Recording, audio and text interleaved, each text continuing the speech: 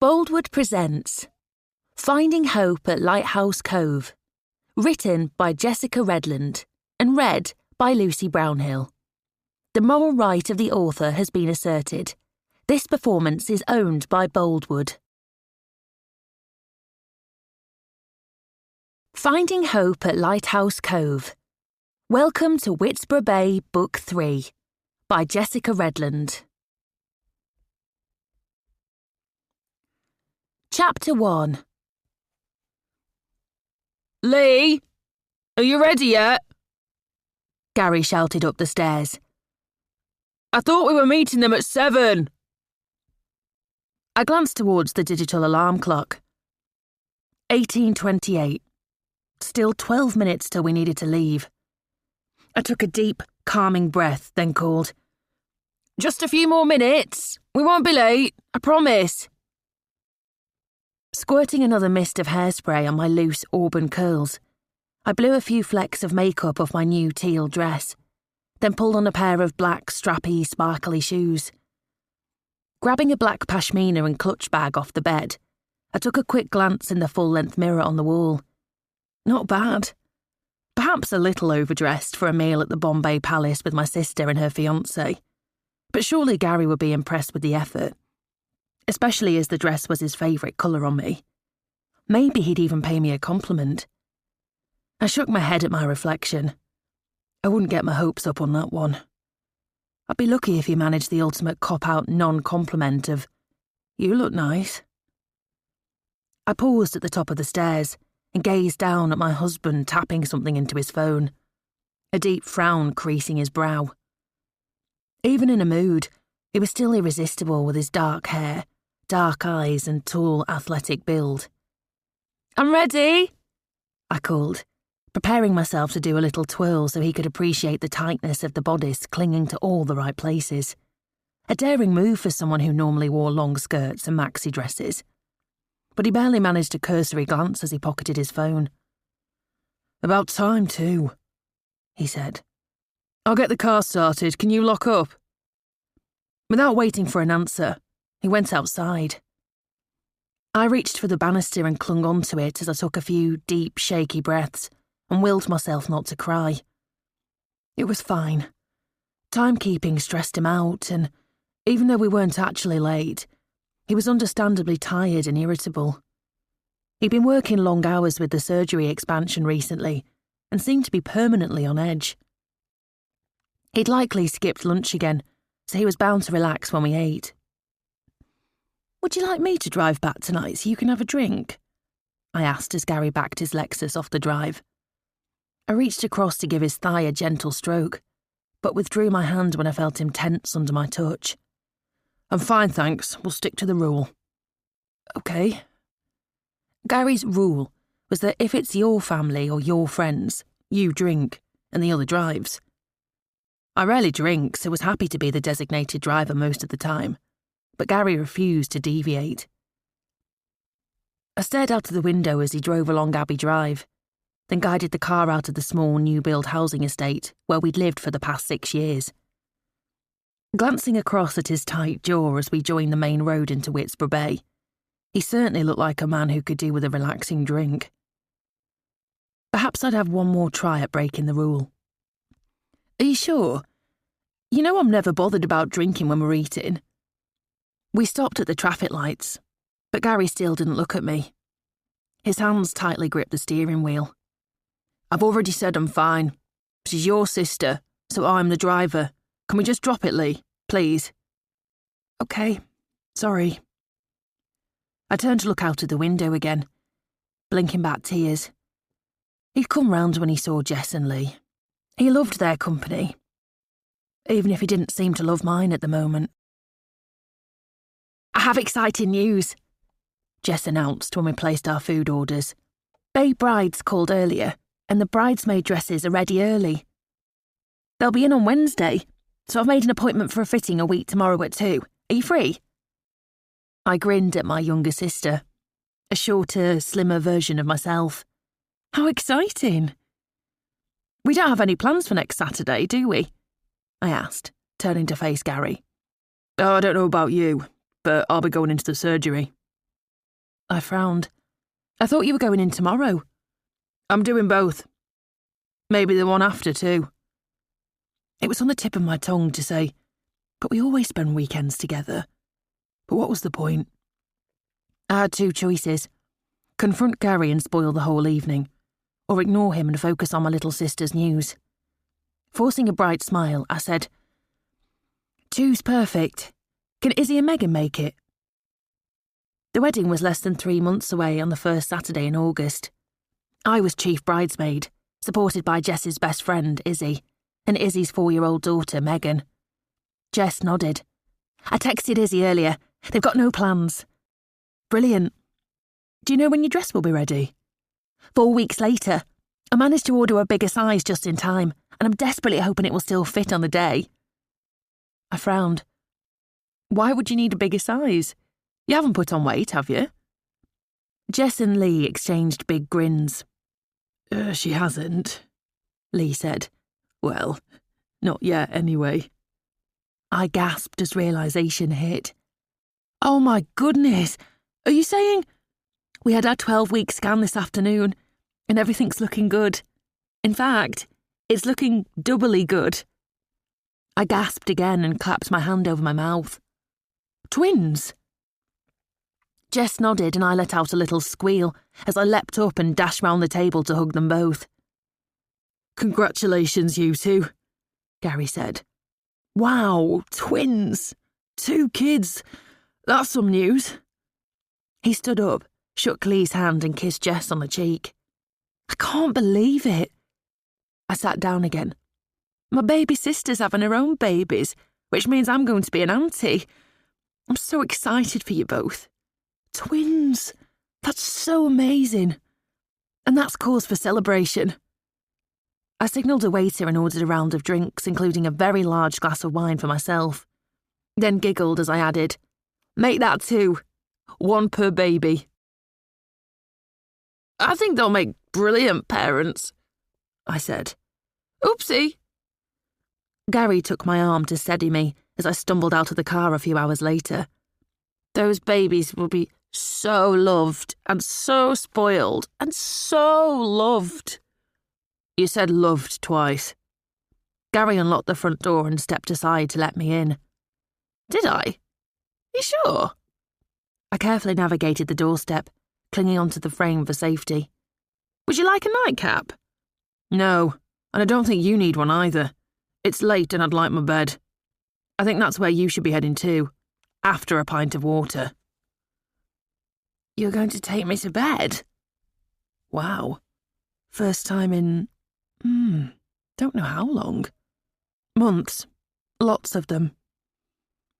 I reached out towards him and he took my hand. Then he placed it on the banister and let go. I suggest you hold on so you don't fall. You might want to take your shoes off first. Well, you do it. Lee, you're not a child. You can manage it yourself. And don't just kick them off and leave them for me to trip over. Going to get you a glass. See you upstairs. He made his way down the hall towards the kitchen. Scowling, I undid the straps, kicked off my sandals, and defiantly left them in the middle of the hallway before hauling myself up to the bedroom. I flicked the light on, but the brightness hurt my eyes, so I flicked it back off, shuffled round to my side of the bed in the darkness, and switched on my bedside lamp instead. That was better. More romantic, too. I gently placed my bag and pashmina on my dressing table chair and wobbled slightly as I removed my necklace and earrings. Oopsie. Had a bit much to drink. Had to celebrate, though. I'm going to be an auntie, I whispered to my reflection in the dressing table mirror. Pretty good, eh? I'd rather be a mum, though. Suppose I'll have to settle for auntie for now. Unless... I heard Gary's heavy footsteps on the stairs. Then he appeared in the bedroom doorway holding a pint of water and my sandals, which he deliberately placed on the floor by the dressing table with a sigh. Drink this. He handed the glass to me. Then he smiled and his dark eyes twinkled as he added, Doctor's orders. Yes, Dr. Dawson. I smiled back. That was my gorgeous Gary, the man I loved. The one who wasn't all spiky and grumpy. It was such a shame that he rarely made an appearance these days. His evil twin, Grumpy Gary, seemed to have taken up residence instead. It wasn't much fun to be around, but I knew it was short-term. He'd be gone when the surgery expansion was complete, and then, with both of our careers where we wanted them, it would finally be time to start that family we'd talked about for years. I took a sip of my water, then put the glass down on the dressing table, taking care to slip a coaster under it first. No point upsetting Mr. Neat Freak unnecessarily. He wandered over to his side of the bed and put his lamp on. "Gary, can you help me unzip my dress?" "Can't you do it?" "I can't reach properly." "Then how did you put it on? Please?" He sighed but made his way over to me. I imagined him slowly lowering the zipper, his breath hot on my neck. He gently kissed just below my ear as he slowly lowered my dress to the floor. He kissed my neck as he undid my bra clasp. Then he'd, "Done." That was it. One swift tug and the zip was down. He moved away a few paces and unfastened his tie, neatly rolled it up, then wandered into the walk-in wardrobe, where I knew he'd carefully put it in its rightful place in the drawer with his other ties, all in their own little cubby holes, arranged in colour order. "You should really drink that water, Lee," he called. "You'll be sorry if you don't." "OK." I obediently took another sip. He returned to the bedroom and began undoing the buttons on his shirt. Watching him intently, I lowered my dress and willed him to look at me, to notice me, to see I was wearing new underwear. Sexy, lacy teal underwear. Rip them off me and take me right now underwear. But he didn't raise his eyes. He took off his shirt, tossed it into the laundry basket in the corner, and disappeared into the ensuite. I slowly bent down and retrieved my dress, placed it on a hanger, and made a mental note to check for curry stains and cleaning instructions in the morning. Then I waited and waited. It felt like hours before Gary finally emerged from the ensuite, dressed only in his boxer shorts. "I thought you'd be asleep," he said, in a voice that sounded like he'd hoped that's how he'd find me. Surely not. Surely I'd imagined that. "I'm not ready for sleep yet." I tried for sultry, but think I managed slurred. Moving towards him, I wrapped my arms around him and felt his whole body tense. Ignore it. He'll relax in a moment. "You know how you said we needed to wait until the surgery expansion was finished before we could think about starting a family? Well, it's nearly done now, and Jess's news is making me extra broody. How about we stop talking and actually start doing?" "No, Elise." I flinched at the use of my full name as he backed away. My arms slid off him and slapped back down by my sides. "I told you I'm tired." "You're always tired these days, Gary." "And you're always on about having a baby. I told you I'm not ready. The timing's not right. Can't you just accept that?" I stared at him for a moment, debating as to whether to fight it, but the angry glint in his eyes told me to leave it. "OK, sorry." Gary nodded. "Night-night." He moved towards his side of the bed. "Night-night." I bit my lip. No, this isn't on. He always had an excuse, and I always accepted it, but not this time. I put my hands on my hips, the alcohol making me feel bold. "Actually, Gary, I can't." He moved back towards me. "You can't what?" "I can't just accept that. When will it be right?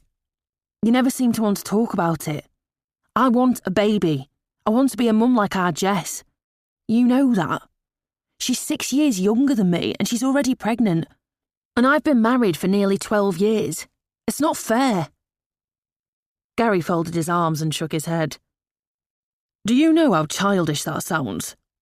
"I don't care. We're both 30 now, and we said we didn't want to be old parents. At this rate, we're going to be in our 40s before we have number 3 and 4. Or maybe even before we have number 1 if we continue with the excuses. It's time we started trying. I'm ready for a baby now. Aren't you?" No. I folded my arms too and glared at him. Why not? Talk to me, Gary. What's going on? Why are you shutting me out? Why won't you commit to having a baby? What's changed? Everything, Lee. That's how life is. Everything changes. I know we originally said we'd start a family in our mid-20s, but we weren't ready then, and I'm still not ready for a baby now. That's not good enough. We've talked about children for years. There's always been an excuse. University, my promotion, the surgery expansion. What's next? Anyone would think you don't want a baby. I don't want a baby, he yelled. I stepped back as if I'd been slapped. My heart raced and my head swam. What? I certainly formed the word in my mouth, but I'm not sure whether I actually managed to say it. I stared, open-mouthed, at Gary. A vein throbbed in the side of his head, and he looked quite shocked at his own reaction. Yet, he mumbled. I meant to say yet. Are you sure? The words were barely audible. I'm sure. My heart raced. I mean it, Gary. Are you absolutely sure? Because if you really don't want children, then we have a serious, serious problem. I'm sorry, Lee. I didn't mean to... I'm just not ready to be a dad yet. Sorry I shouted. I'm just tired. It's been a long few months. I'm just...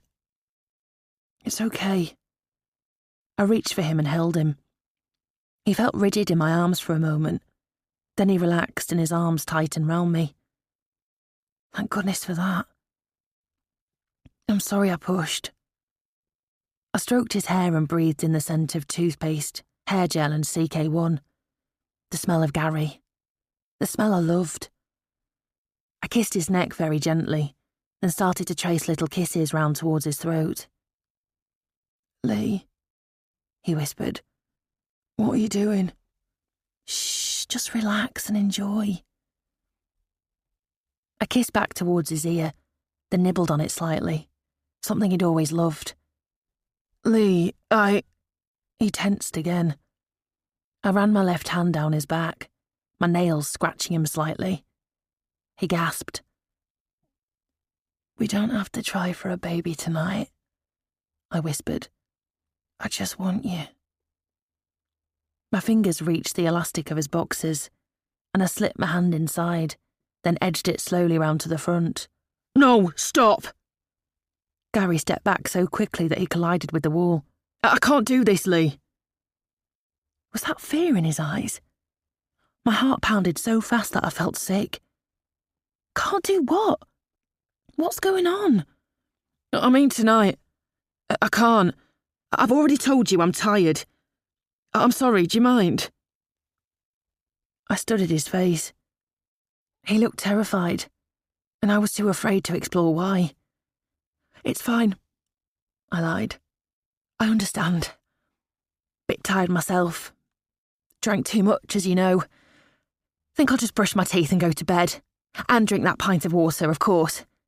Wouldn't want to go against my doctor's advice. I tried to laugh at my joke, but it sounded more like a hiccup. I picked up the drink and tried to swallow some, but the razors in my throat prevented it from slipping down easily. Yummy, I said. Night-night. Night-night, Gary said. He climbed into his side of the bed and turned to face the wall. As I backed into the ensuite, my stomach churned at the familiar sight of the man I loved, rejecting me yet again. I brushed my teeth while tears poured down my cheeks like rain, and my heart ached at the overwhelming feeling that something between us had just irrevocably changed. Chapter 2. Please say you're joking. I stopped brushing my damp hair and twisted round on the dressing table stool so I could face Gary the following evening. I thought you were showering to get ready for the party. He whipped his towel from around his waist and started drying himself. No. I was showering because of the smell of the surgery. Then I'm meeting Rob for a personal training session. I told you that when you mentioned the party. I thought you were going to cancel it, though. You assumed I was going to cancel it. I didn't say I would. I've been saying for ages that I wanted to get back into shape after packing in hockey. This is my chance. Why should I cancel? Gary finished drying himself, then wandered into the walk-in wardrobe. Because it's Kay's 60th, I called. I heard the opening and closing of a few drawers. Then Gary reappeared with what looked like his sports kit in his hands. So what? She's your best friend's auntie, not yours. I barely know her. That's a bit harsh. You know she's always been more of a mother to me than my own has. I know that, and I know you think the world of her. But the fact remains that this was last minute, and I already had plans. But, Lee, I suggest you drop this now, unless you want another ugly scene like last night. My stomach lurched as my mind took me back to the previous evening. He was right. It had been very ugly. He'd already left for the surgery when I awoke, and had been gone all day, jumping straight into the shower on his return. I'd spent the day washing and cleaning and going over everything we'd said or done, trying, but failing, to find some answers. I couldn't shake the feeling that he'd spoken the truth when he said he didn't want a baby, and I was too scared to raise the subject again in case I was right. I felt sick all day thinking about it.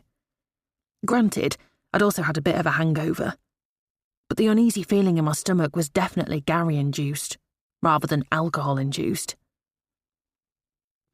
Gary pulled a navy t-shirt over his head. This is my first session with Rob. I booked it 2 weeks ago, and I'm not cancelling it for a party that was organised 2 days ago. End of story. I bit my lip and blinked back the tears that seemed to be ever-present these days. I'm sorry, Lee, he said in a gentler voice. If it was the other way round, I wouldn't expect you to change your plans for me, would I? I shook my head. I'm just a little... I searched for the right word, one that hopefully wouldn't start another ugly scene. Surprised that you booked a session on a Saturday night, when you knew you'd be at work all day. I thought we'd spend the evening together. I didn't realise there was a rule about it. We spent last night together, with your sister. Wasn't that enough? He pulled his shorts on. Sarah will be there. You two always have loads to gossip about. You don't need me. Trying my hardest to keep my voice steady and not to sound needy or whiny, I said, It's just that I barely get to see you these days. You're always at the surgery, or I've got something on at school. Gary sat on the edge of the bed and pulled on a pair of sports socks. We always knew it would be tough with your departmental headship and the surgery expansion.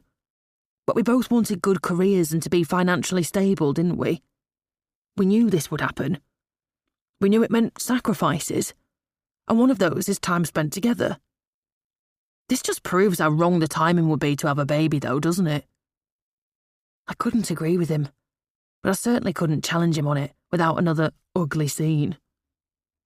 Turning round, I picked up the hairdryer and kept my head down as I switched it on, so Gary wouldn't be able to see my tears. What was going on with us?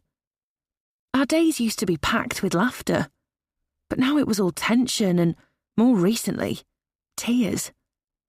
The sooner the surgery expansion was finished, the better. In my peripheral vision, I saw him pick up his trainers then leave the bedroom. A few minutes later, the front door slammed, followed a moment later by his car starting. I muttered, Bye, Elise. Hope you have a great evening.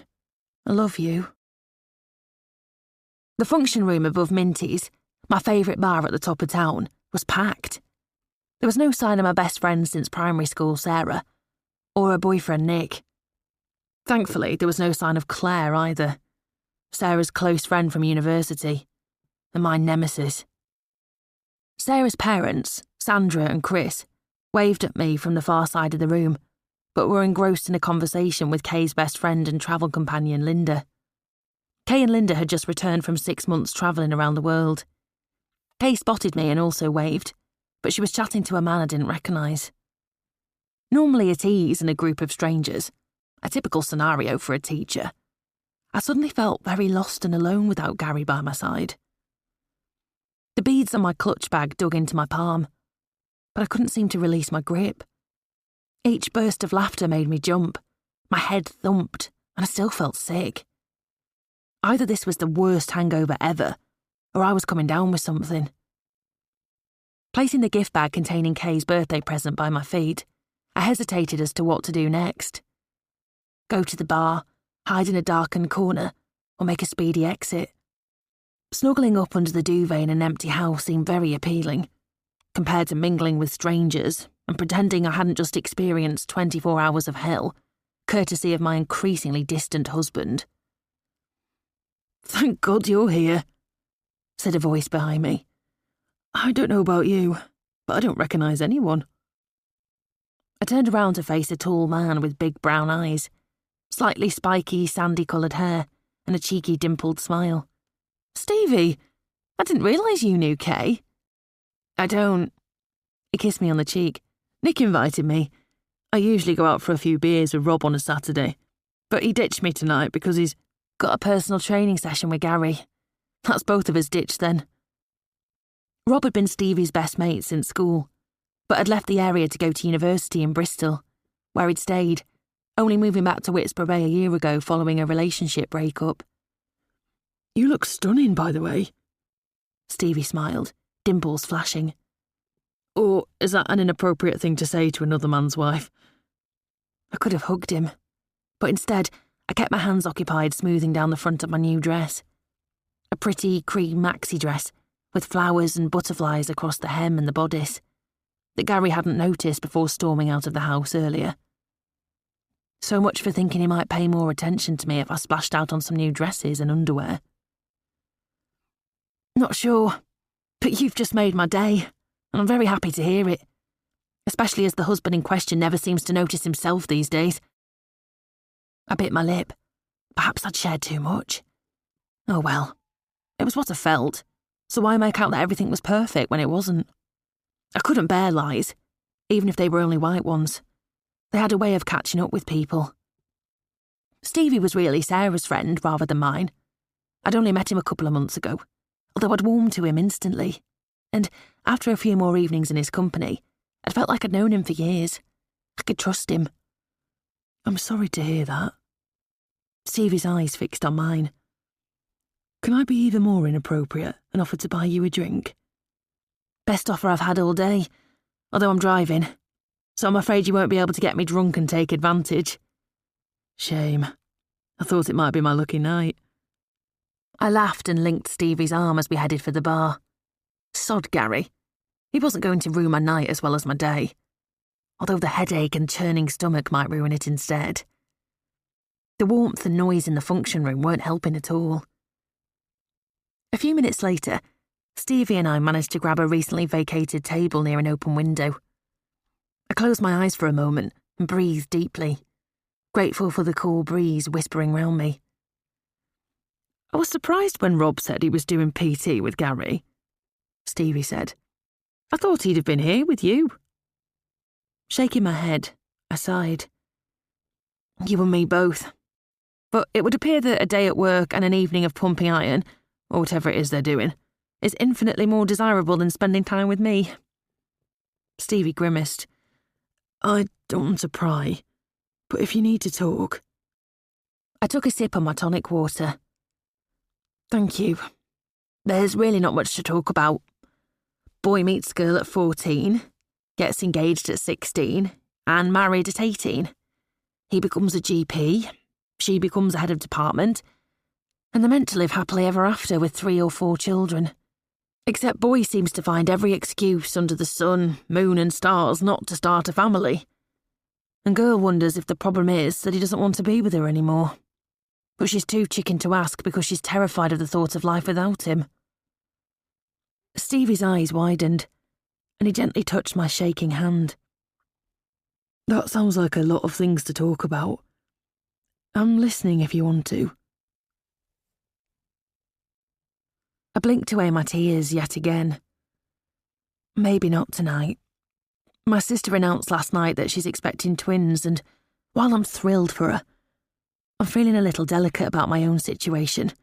Might turn into a soggy mess if I start now. I've also got a really bad headache, so I don't think the emotional stuff will help that either. Maybe another time? I'm thinking I might have to bail early tonight. That would be a shame, but the offer's always there.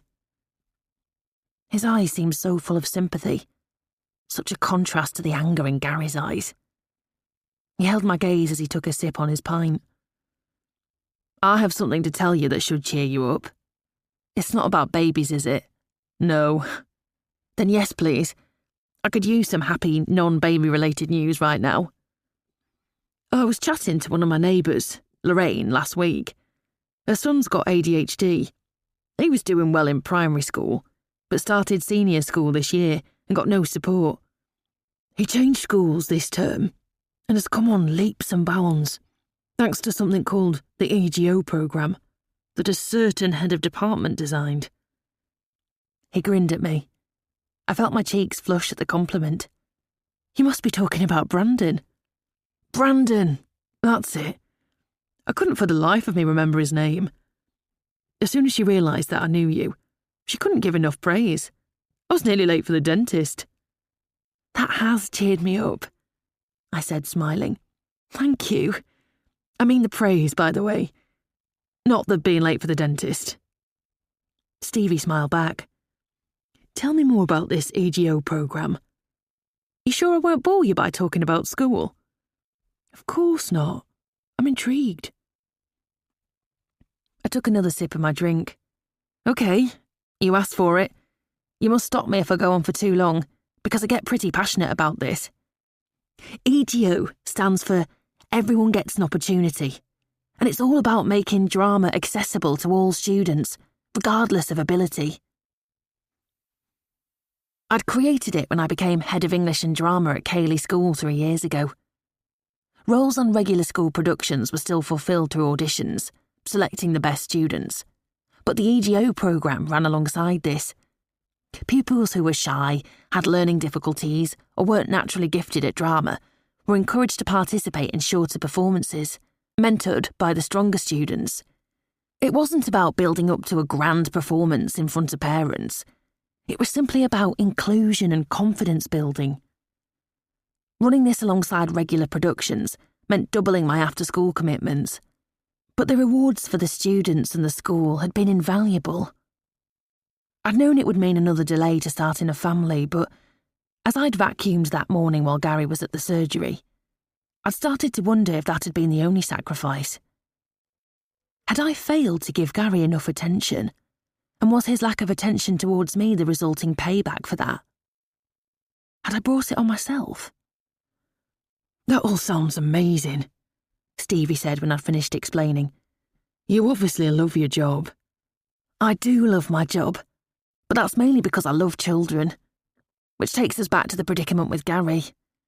I plan to teach for life, but it's not enough for me to just look after other people's children and watch them grow. I want to watch my children grow and develop into adults. I felt the tears welling again. Let's not go there. I glanced around the room. I still can't see Sarah or Nick, can you? Stevie turned round and looked. No, but they must be here because I can see Claire. My heart sank at the mention of her name. Where? Opposite the bar, talking to the guy in the red tie. I looked towards where he pointed. Oh, that's Chris, Sarah's dad. And it was probably flirting rather than talking. I decided against saying that aloud, though, because Claire was Stevie's friend, and I wasn't sure how much he knew about our mutual contempt for each other. The paracetamol I'd taken hadn't touched my headache, and, with the increasing heat, I now felt even more nauseous. Hopefully Sarah would appear soon because, despite Stevie's great company, handing over my gift and making an early exit for bed was becoming more and more attractive by the minute. The sound of a knife tinkling against glass silenced the crowd. "Good evening, everyone," shouted Kay. "Thank you all for coming, especially at such short notice. I really appreciate it. Tonight is a very special evening for me. As you know, it's my 21st birthday." She paused for laughter. OK, you've got me. It's actually my 60th birthday today. And I know you all think that's the reason for the party tonight, but I lied to you, as that's not the main reason for inviting you all here. I've had some amazing birthday gifts, but I wanted to share the best one of all with you. Nick? Nick, looking very dapper in a dark grey suit with blue shirt and tie, stepped forward and gave Kay a hug. I looked round for Sarah and saw that she'd also appeared and was standing next to her parents. She looked gorgeous, in a short, flared peach dress with silver detailing round the waist, nude heels, and her dark curls tumbling down her back. "Thanks, Kay," Nick said. "For those of you who don't know me, my name's Nick. Kay's always believed that I'd be the perfect partner for her niece, Sarah, and I'm delighted to say that she was right. Sarah, will you join me?" Nick held out his hand, smiling. My breath caught. Oh my goodness, was he about to propose? "I'm even more delighted to say that this afternoon I asked Sarah to marry me, and she said yes." The room erupted.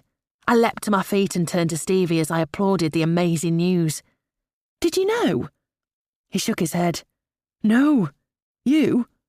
"No." I could tell from his huge grin that he was as thrilled as me.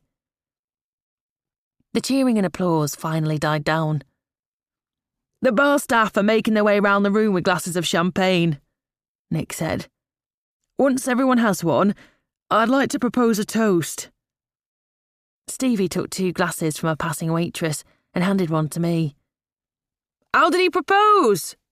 shouted someone, quickly supported by several cries to tell the story. Sarah beamed as she exchanged a few words with Nick. He nodded, then she turned to address the guests. "It was very romantic. Nick turned up at Seaside Blooms at lunchtime today with a picnic basket and Auntie Kay. He'd arranged for her to cover the shop while he took me down to South Bay for lunch. He told me it was to celebrate our first week of living together. There were some beach artists down there who'd drawn the words, 'Will you marry me?' into the sand, using garlands of flowers and hearts. It looked like they were finishing things off, so we stood on the prom and watched them for a while, discussing how romantic it was and wondering which of the couples on the beach it was for.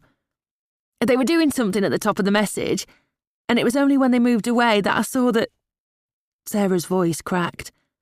"Sorry, Nick put his arm round her and kissed her head. "When they cleared the area," he continued, "we could see that they'd been writing the name Sarah. Sarah stared at it for a while, then turned to find me down on bended knee with a bunch of flowers and a ring." Sarah wiped her eyes. "He's selling himself short. It was a stunning hand-tied bouquet of white roses, our favourites, and there was an open ring box nestling among them, containing the most perfect engagement ring ever. And he gave the most beautiful Her voice cracked again. Nick laughed and hugged Sarah to his side. "I think the word was speech, but I'm sure you'll understand that I'm not going to embarrass myself by repeating it in front of an audience. I'm relieved to say that it worked, and Sarah said yes." He looked round the room. "Has everyone got a glass? Then I propose a toast to Kay on her 60th birthday and to Sarah on our engagement. To Kay and Sarah. To Kay and Sarah." "And to Nick," called Kay. "To Nick," shouted everyone. "I can't believe he organised all of that," I whispered to Stevie. "What a romantic proposal." Stevie smiled. "It was. How did Gary propose?" "Nothing quite as romantic as that, but I liked it. Funnily enough, it was on South Bay too, but at the other end, near the caves at Lighthouse Cove. Whenever I feel sad or want to think, I go there. It holds good memories for me." "Sounds pretty romantic to me." Stevie stood up and reached for my hand. "Come on, let's offer our congratulations." "Have you set a date?" I asked Sarah after we'd made it through the crowd of well-wishers and hugged her and Nick. "Not yet," she said. "I don't think it will be a long engagement, though, because I'm far too impatient to wait for long, now that I've finally met the one. I know we've always discussed this, but I have to make it official. Elise Karen Dawson, will you do me the honour of being my bridesmaid? I beamed. Of course I will. Thank you. I hugged her again. I'm assuming Claire will be a bridesmaid too. Sarah's smile faded. Perhaps I needed to work on my enthusiasm when saying Claire's name. Yes, and Nick's sister Callie. Can I trust you and Claire to play nicely? It's never me who starts it. Elise. I promise to play nicely and collaborate with her on all things bridesmaidish. Sarah, congratulations! More well-wishers appeared. I lightly touched Sarah's arm. I'll leave you to it for now, but I want more details. Are you free tomorrow or later in the week? I need to know the contents of that speech. She laughed. We're going out for a family engagement meal tomorrow, so maybe Monday or Tuesday. I'll ring you, I said. I can't believe we're finally going to plan your wedding for real. I know. I was beginning to think it would never happen, but Nick was definitely worth the wait. I hugged her again, then walked back towards our table with Stevie. As I was about to take my seat, a strong wave of nausea swept over me. Excusing myself, I dashed for the ladies. Another wave hit me as I pushed open the cubicle door. I sank to the floor, stomach heaving, face burning. When the feeling finally subsided, I slowly pulled myself up and sat down on the toilet seat, dabbing my sweaty face with some tissue paper. There was a sickness bug going round school. I hoped I hadn't contracted it. I really didn't have time to be sick. After splashing some cold water on my face, I headed back to Stevie. My stomach sank when I saw who'd joined him. I spotted the legs first. Long, tanned, and devoid of any cuts or blemishes. Killer heels. Low-cut fitted navy dress. Immaculate blonde bob. Great. I glanced towards the exit. It was tempting to leave, but my bag was on the table next to her drink. I had no choice but to face an altercation with Ireland's bitchiest export. Stevie spotted me and stood up, reaching out a hand towards my arm. Are you okay? You look really pale. I tried to avoid Claire's gaze as I reached across the table for my bag. That headache's got worse and I feel really sick now, so I'm going to have to bail after all. Would you make sure Kay gets my present? I indicated the gift bag by the table. Of course. Are you okay to drive? I nodded. It's not far, and thankfully I have a doctor at home to look after me. Feeling sick? Claire asked. Ah, how sweet. Would the perfect couple be expecting their first perfect child? I looked into her mischievous green eyes and scowled. I'm not pregnant, Claire. Not that it's any of your business. Are you sure? You look like you may have gained a few pounds in that dress. It's a maxi dress, it's meant to be big. And yes, I'm absolutely sure. Because you had to actually have sex to get pregnant. And that's something I hadn't had for a very, very long time. Chapter 3. I slowly steered my beloved lime green Beetle Bertie across Whitsborough Bay towards home, hoping that a slow, steady drive would keep the nausea at bay. If I had to stop to throw up by the side of the road, I was bound to be spotted by one of my students, who'd instantly share a snap of me mid-vomit on Instagram. Think positive thoughts instead. I pictured Sarah's radiant beam, and, despite the nausea, couldn't help but smile at her news. Hopefully Gary wouldn't be too late home from his session with Rob, so I could tell him about the proposal. He'd love it that, like us, they'd got engaged on South Bay Beach. Despite the current blip, we'd had a great marriage, so hopefully it was a good omen for them. Tonight's 90s party classic comes from March 1994. Take it away, Robbie, announced the DJ on the local radio station, Bay Radio. Take That, Everything Changes began to play. Immediately I was back in our bedroom the night before, having that awful baby conversation with Gary. He'd said those exact words. Everything changes. What had he meant? Had he been telling the truth when he'd said he didn't want a baby at all? Or had he been telling the truth when he'd adjusted that to not wanting a baby yet? Please let it be the latter. By the time I pulled into our estate 10 minutes later, I'd made up my mind to sit down with Gary and talk. Really talk. I wouldn't get angry. I wouldn't get frustrated. I wouldn't plead.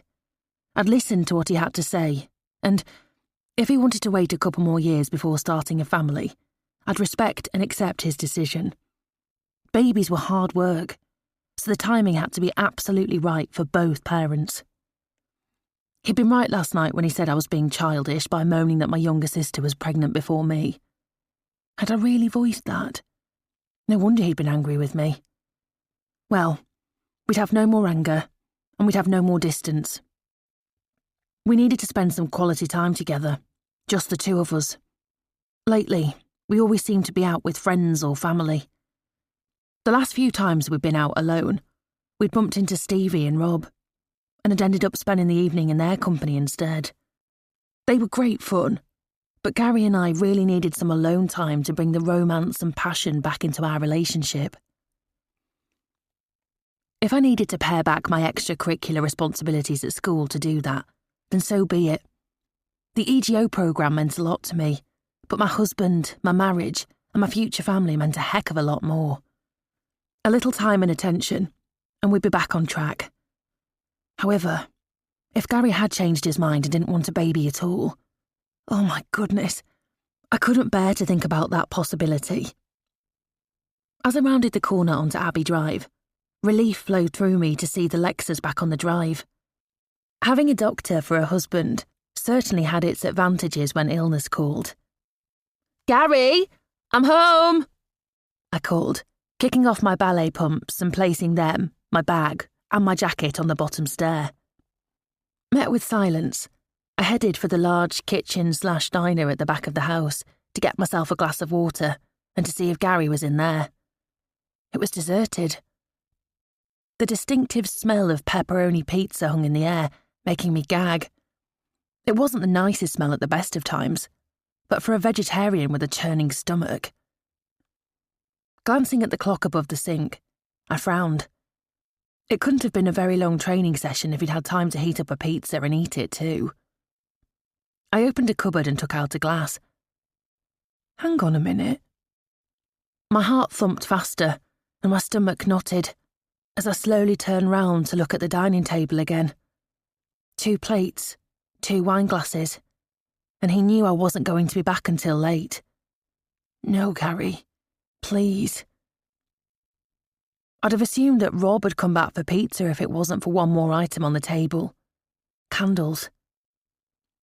Placing the glass down on the worktop, I drifted slowly down the hall and up the stairs, feeling as though I was in a dream, or perhaps a nightmare, depending on what I found upstairs. Or rather, whom I found. I could hear the shower, the one in the main bathroom. The fact that he was using the large, wet room-style shower rather than the single shower in our ensuite added to my feeling of foreboding. I held my breath as I tiptoed tentatively down the corridor towards the bathroom, pulse racing. He wasn't alone. Every fibre of my being told me so. A deep groan emitting from the bathroom confirmed it. How could he? In our home, in our shower. I hesitated outside my office door, staring at the closed bathroom door at the end of the corridor. Did I really want to do this? Did I really want to catch him with her? Another groan curled my toes and sent shivers down my spine. I took another 2 paces forward, then stopped again. Should I wait until they were finished? Sit on our bed and confront them? Wait downstairs with a cup of tea and the TV on to drown out the sound? But I had to know. 5 paces. 4, 3, 2, 1. Was I really sure? There'd be no going back once I'd seen them together. I wouldn't be able to unsee that vision. But a little hopeful voice inside me said, what if he's alone and you're just imagining things? There may not be another woman in there, you know.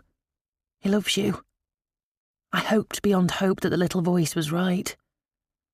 Swallowing hard, I reached out with a shaky hand to twist the knob and push the door open. Was the little voice right?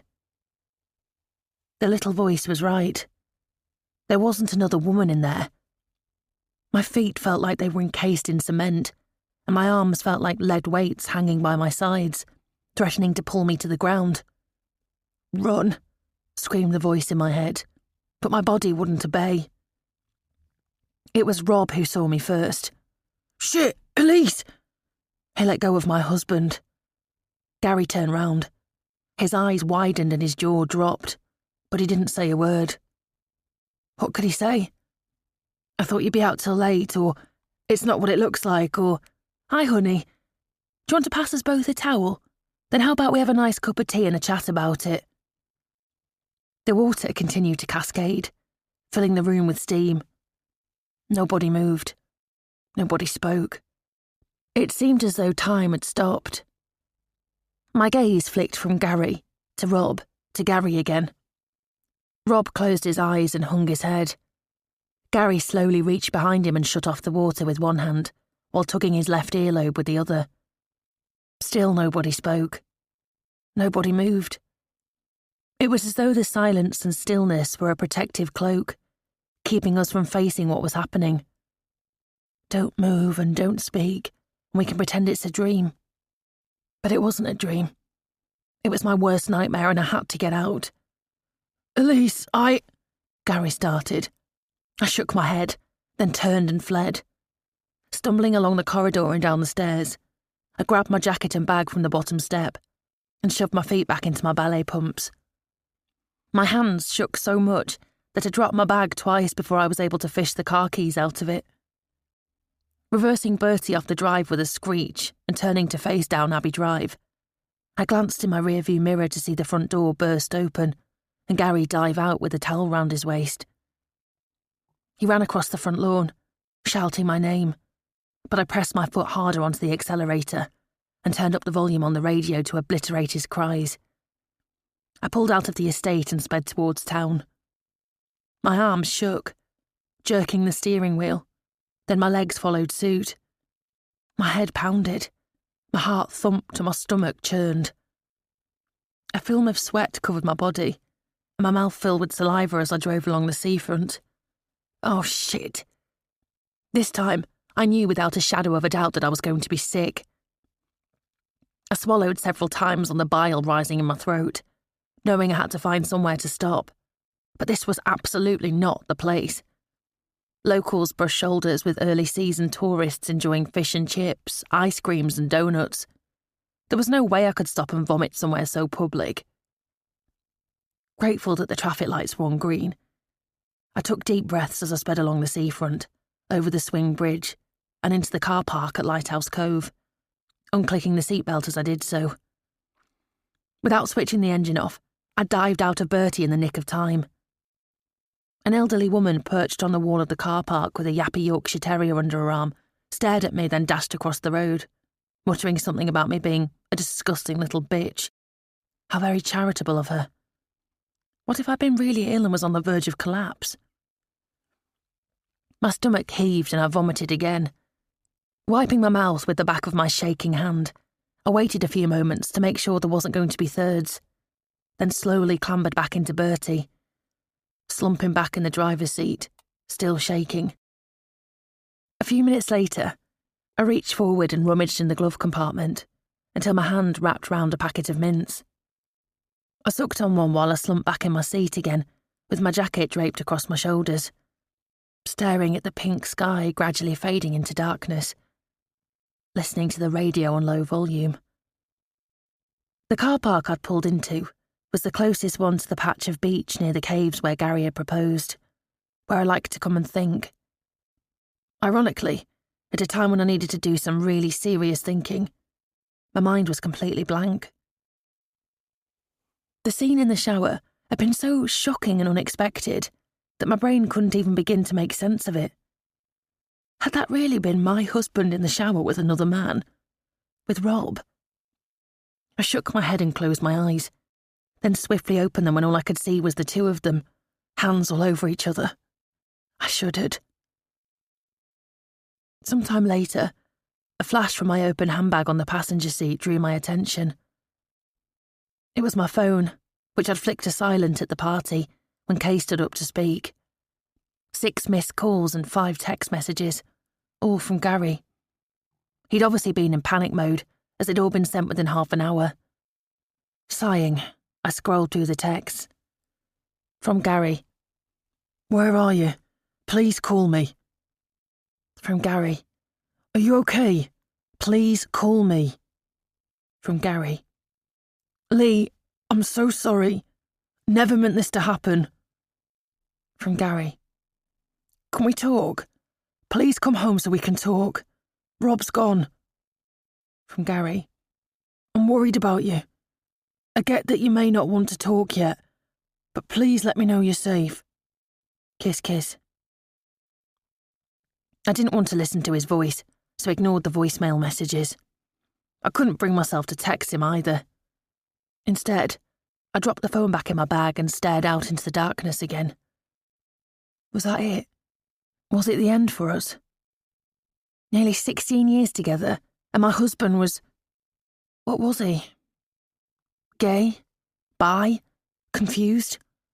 It didn't make sense. Gary loved me. He'd always loved me. So what was he doing with someone else, especially another man? There'd never been anything to suggest he was attracted to men, had there? I clapped my hand over my mouth. Oh, shit. No. Curtis couldn't have got it right all those years ago. Could he? Chapter 4. 14 years ago. I don't believe you. I shook my head at my new friend Curtis as we put our trays on a table and took a seat in the college canteen. Surely it's not possible. He pulled a shocked expression and dramatically thumped his heart. Your words stab me right here, Ed. His blue eyes widened and twinkled with tears. Are you calling me a wee liar? Wow. Tears on tap. Impressive. He hadn't been exaggerating when he'd introduced himself as the biggest drama queen I'd ever meet. I'm not calling you anything, I said. I just don't think it's possible to tell someone's gay just by looking at them. I'm not unique, you know, he said. Scrub that. I am incredibly unique, Red. But my gift isn't. It's called a gaydar. Don't tell me you've led such a sheltered life that you've never heard of a gaydar. I shrugged. Sorry, I think you're right about the sheltered life. I probably shouldn't admit to such naivety, but you're the first openly gay person I've ever met. Mind you, you're the first Scottish person I've properly met too, so I probably need to get out more. 16 and oh so innocent to the world around her. Curtis fluttered his eyelashes. I may be the first openly gay person you've met, but I bet you've met loads of us. You just haven't realised it. In fact, they've probably not realised it themselves. At our age, some know and accept it, some don't realise it yet, and some are very aware but are fighting their calling. Within a few hours of meeting Curtis, I'd known that I'd found a truly fabulous and fascinating friend who was going to add a little colour to A-level history classes. After 5 years of familiar surroundings at my small comprehensive with Sarah by my side, starting at Whitsborough-based sixth form with students from 8 feeder schools had been pretty overwhelming. My heart had sunk when I'd looked down at the list for my history class and realised I knew nobody. I'd loitered in the doorway before my first lesson that morning, clinging onto my bag and trying to assess whether any of the natives were friendly, when I felt a tug on my sleeve. You simply have to make my day by sitting next to me, so I can gaze at that fabulous red hair. I self-consciously grasped at my auburn curls as I looked into a pair of pleading eyes. We gingers must stick together, he whispered, leading me to an empty pair of desks and indicating for me to sit down. But your hair's purple. I know, I'm a traitor to our kind. I could prove I'm ginger, but I'm hoping you won't make me. It would embarrass the hell out of you, and it wouldn't do much for me. Girls aren't exactly my thing. The purple's temporary. I felt I needed to make a bold statement, For my first week in a new college, new town and new country. You've just moved here? At the weekend. Traumatic parental divorce. And I've been dragged over the border so my mum can seek solace with her parents who retired here. Welcome to Whitsborough Bay, I said, and welcome to the Divorced Parents Club. You too.